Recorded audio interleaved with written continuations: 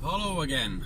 Right, since that earlier video I did today, which was probably only about half an hour ago, maybe a little bit more, I managed to back out and get out of that closed road. I've been to a factory and they decided they didn't want it there. I wanted around at the other factory, so I've took it there. They was unsure whether they wanted it or not, but finally they took it.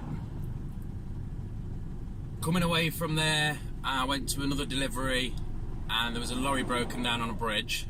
Unfortunately, I had to go past that lorry and then queue behind it to come back, but bless him, the driver, obviously waiting for breakdown, he started directing the traffic, so that helped the situation quite a lot, so that's off to him. Now I'm heading up to, I don't know how you pronounce it, Oundle, something like that.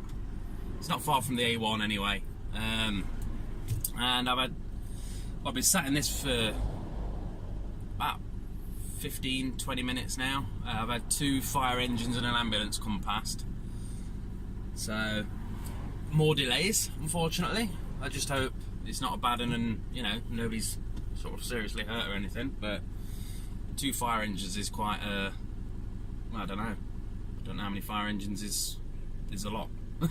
Really. So yeah, I did have a quick look back at that video while I was waiting at this factory, and yeah, there was a police sign that said road closed, but I was that busy looking on the right at the cars that were parked in the loading bay, thinking, you know, idiots, that's a loading bay, that I didn't spot the sign at all. So I really don't know what got into me there, really. Okie dokie, yeah, so let's just get through this. That's a lot of cars. Oh dear.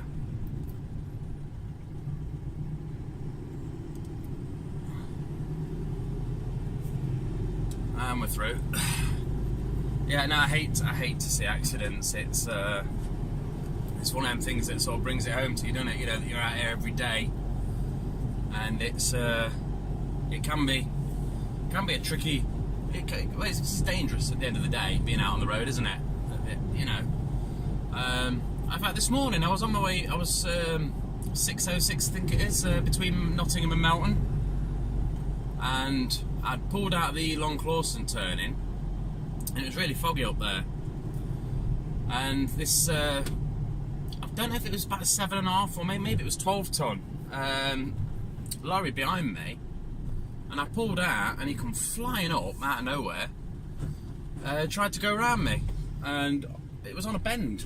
And I'm thinking, what the, you know, what's going on here then? And anyway, he dropped back, luckily enough. But as I got to the lights in Melton, he come alongside me, and he was carrying gas bottles. And I'm thinking, you know, that's a really risky move. Whether you're in a car, a motorbike, anything really at that point in the road. But you'd have thought with him carrying like sort of hazardous type of materials, you know, practically explosives, aren't they? It doesn't matter whether a gas bottle's empty or full. You know, if he crashes his lorry and it catches fire, they're still going to fly off like rockets, aren't they? That's something I learnt when I was quite young. I used to work for one of the branches of A-Plant and delivering bits and bobs on the flatbeds. And he made me go out one day with some empty gas bottles and take them back to Bock or wherever they were from.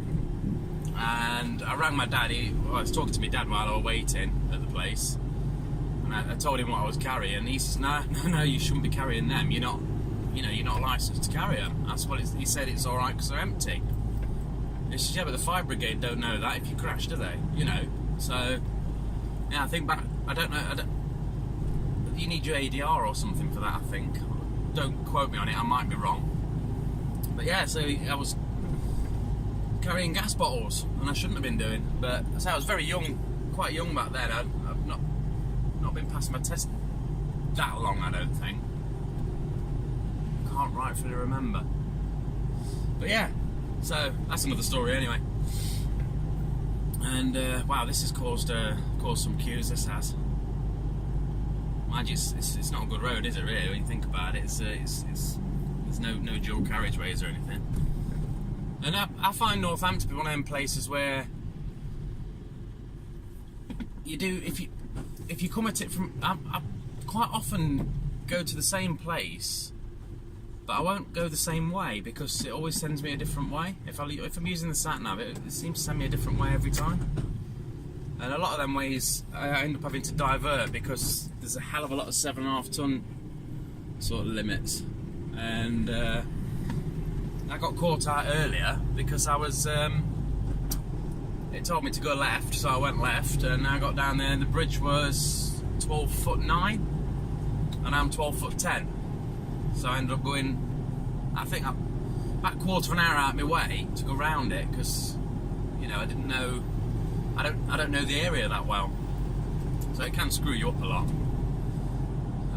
Oh, also going back to that video I did earlier, I noticed the loading bay on the right. There were no cars in it after I'd delivered, and that's quite a common occurrence as well.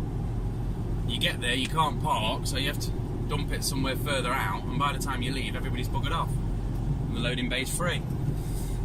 So, but yeah, you can guarantee it. I think I've only ever got it, the amount of times I've delivered to that shop, I've got in that loading bay once. The rest of the time I have to come up on that little paved area. So it's a shame. It's a shame that so many people just ditch the cars in it and go off shopping. But there you go. So, yes. Alright then. I'll catch you later. I'm going to go and try and get these last 2 deliveries done. In a bit.